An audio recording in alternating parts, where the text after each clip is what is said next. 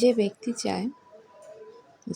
চায় যে তার জীবনটা প্রশান্তিময় হোক, তার জীবনে কোনো টেনশন না থাক, ঝামেলা না থাক, হ্যাঁ, যন্ত্রণা না থাক, আবার থাকলেও যেন এগুলো আল্লাহ পাক কাটিয়ে দেন। এমন যদি কোনো ব্যক্তি তকদির চায়, আমার পরামর্শ হচ্ছে তাকে সে যেন বেশি বেশি দুরূদ শরীফ পড়ে। যত বেশি দুরূদ পড়বেন আপনার জীবনে প্রশান্তি নেমে আসবে ইনশাল্লাহ। একবার দুরূদ পড়লে 10টা গুনহা মাফ হয়ে যাবে, 10টা নেকি হবে।